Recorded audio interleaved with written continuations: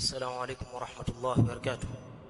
إن الحمد لله نحمده ونستعينه ونستغفره ونعوذ بالله من شرور أنفسنا ومن سيئات أعمالنا. من يهده الله فلا مضل له ومن يضلل فلا هادي له. واشهد ان لا اله الا الله وحده لا شريك له واشهد ان محمدا عبده ورسوله. يا ايها الذين امنوا اتقوا الله حق تقاته ولا تموتن الا وانتم مسلمون. يا ايها الناس اتقوا ربكم الذي خلقكم من نفس واحدة وخلق منها زوجها وبث منهما رجالا كثيرا ونساء. واتقوا الله الذي تساءلون به والأرحام إن الله كان عليكم رقيبا. يا أيها الذين آمنوا اتقوا الله وقولوا قولا سديدا يصلح لكم أعمالكم ويغفر لكم ذنوبكم ومن يطع الله ورسوله فقد فاز فوزا عظيما. أما بعد فإن أصدق الحديث كتاب الله وخير الهدى هدى رسولنا صلى الله عليه وسلم وشر الأمور محدثاتها وكل محدثة بدعة وكل بدعة ضلالة وكل ضلالة في النار. عباد الله, nianza khutba ya leo kwa kuhusia nafsi yangu kwanza, lakini kadhalik kuhusieni nyinyi pia katika jambo zima la kumcha Allah subhanahu wa ta'ala, kwa sababu takwa ndio khairu zadin liyaumil ma'ad. Qala Allah jalla wa ala watazawwadu fa inna khayra zadi at-taqwa wattaquni ya ulil albab. Allah subhanahu wa ta'ala anasema, nachukueni maandalizi, chukueni masurufu ya safari ya kuelekea kwenda kukutana na Allah subhanahu wa ta'ala, na kwa hakika bora ya maandalizi hayo ni kumcha Allah subhanahu wa ta'ala. Ikhwata al-iman, fa inna min a'zami ni'ami Allahi 'ala al-'ibad an yuqayyid lahum du'atan ila al-haqq yad'una ila kitabillah wa sunnati rasulih sallallahu alayhi wa sallam ala fahmi as-salaf as-salih من الصحابة والتابعين ومن تبعهم بإحسان رضي الله عنهم.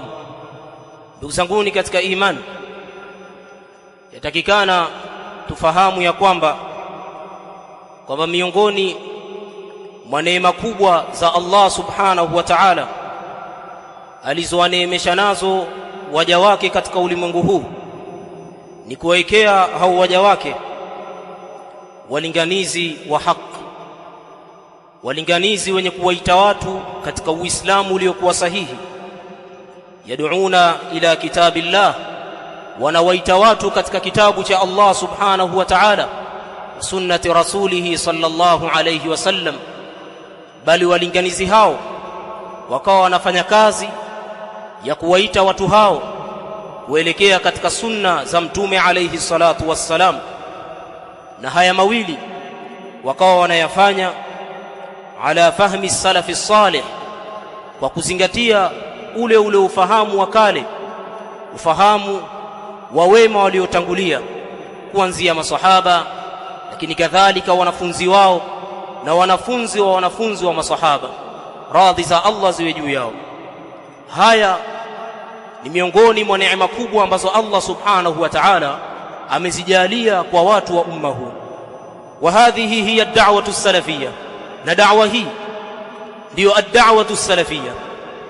Kama ulikuwa hufahamu nini usalafi, maana yake ni ile da'wa inayowaita watu katika kuifahamu Qur'an, lakini kadhalika na sunna, kwa ufahamu wa masahaba, kwa ufahamu wa at-tabi'un, kwa ufahamu wa atba'u at-tabi'in, wanafunzi wa masahaba, kuifahamu Qur'ani na sunna kwa ufahamu wa wale watu wakale waliokuwa wema katika masahaba na wanafunzi wao. Hii ndiyo da'wa as-salafiyya, ulinganizi uliokuwa wa kuwaita watu katika manhaji iliyokuwa ya sawa, mfumo wa Mtume alayhi salatu wassalam.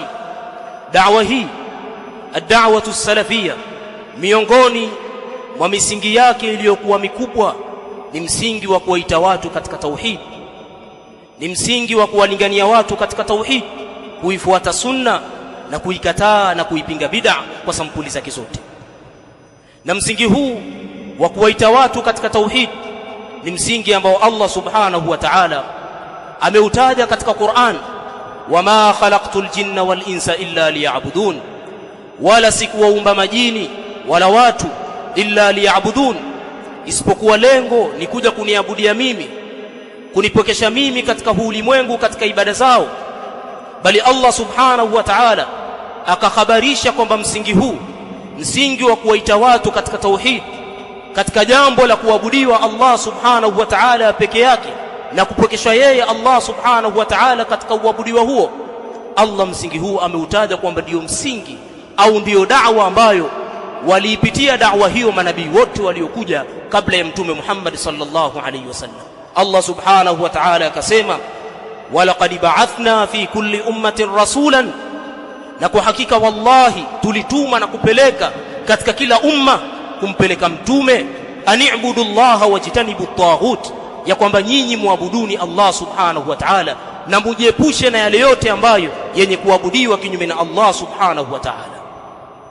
Ndugu zanguni katika imani, kwa hakika miongoni mwa matunda makubwa ya da'wa hii ad-da'watu as-salafiyya, da'wa ya Mtume alayhi salatu wassalam, ni kule kuenea na kusambaa tauhidi katika miji ambayo da'wa salafiyya imeenea na kusambaa katika miji hiyo. Na wewe tazama pale ambapo ilipokuwa kabla ya watu kuifahamu da'wa hii, ingawa ni da'wa ya kale, kabla ya watu kuifahamu da'wa hii, watazame namna gani mioyo yao ilipokuwa imejifungamanisha na yule asiyekuwa Allah subhanahu wa ta'ala. Watu kabla ya kuifahamu da'wa hii, mioyo yao ilikuwa inafungamana na makaburi, ikifungamana mioyo yao na kuweka nadhiri kwa asiyekuwa Allah subhanahu wa ta'ala, jambo ambalo haya ni katika mambo ya ibada, mambo ambayo haipaswi kugeuzwa mambo haya kupelekewa mwingine yoyote asiyekuwa Allah subhanahu wa ta'ala. Lakini kabla ya kuifahamu watu da'wa hii, shirki ilikuwa ni yenye kuenea katika miji hii. Lakini ilipokuja da'wa salafia ikawafahamisha watu nini tauhid, nini shirki, kwamba nadhiri hizo zinawekwa kwa Allah subhanahu wa ta'ala, kwamba maombi yote yatakikana yapelekwe kwa Allah subhanahu wa ta'ala. Ibada ya maombi haielekezwi si kwa mtume wala si kwa nabii wala si kwa shekhe wala si kwa wali. Ibada hiyo yatakikana ipelekwe kwa Allah subhanahu. Hii ndiyo da'wa salafia. Imekuja da'wa salafia ikawaita watu katika mambo haya ambayo ndiyo misingi mikubwa katika huu Uislamu, bali ndiyo msingi wa mwanzo katika misingi ya Uislamu, kuwaita watu katika jambo la tauhid. Haya ni katika matunda ambayo yanayoonyesha namna gani da'wa salafia ilivyokuwa ni da'wa ya haki.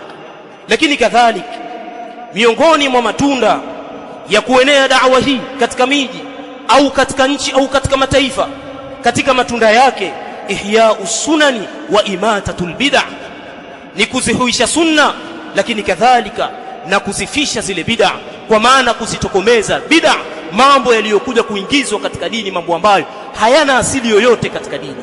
Haya ni katika matunda ya kuenea da'wa hii katika miji, na msingi huu ni msingi ambao umeletwa na Uislamu. Mtume alayhi salatu wassalam katika hadithi iliyokuwa maarufu yasomwa kila siku katika mimbar, Mtume alayhi salatu wassalam anasema, man ahdatha fi amrina hadha ma laysa minhu fahuwa raddun, kwamba yoyote yule ambaye atakayezusha katika jambo letu hili, akaleta jambo jipya katika mambo yetu haya, jambo letu la dini, ma laysa minhu, jambo ambalo halimo katika haya maamrisho yetu, halimo jambo hilo katika mafunzo yetu na maelekezo yetu, fahuwa raddun, jambo hilo lenye kurejeshwa mbele ya Allah subhanahu wa ta'ala. Lakini kadhalika maneno ya maswahaba katika msingi huu, maneno yako mengi sana.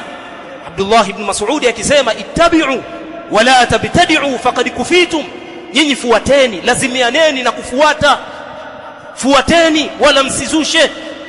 Faqad kufitum, nyinyi mshatosheleza, muna Qur'ani, muna sunna, muna ufahamu wa wema waliotangulia, haifai kuzusha katika dini hii.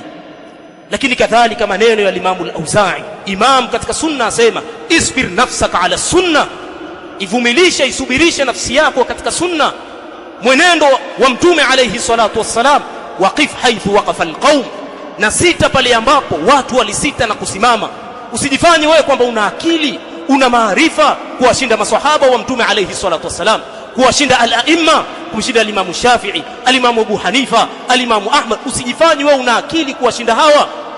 Leo haiwezekani katika ulimwengu huu illa atakapotaka Allah subhanahu wa ta'ala kutokezea mtu akamshinda kwa akili Sheikhul Islam Ibn Taymiyyah rahimahullah ta'ala. Ni nani?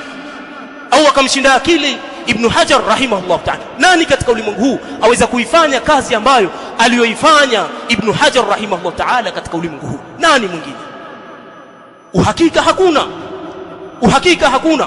Na hii ni kuonyesha kwamba kila watu zama zinaposonga mbele akili na maarifa yanapungua.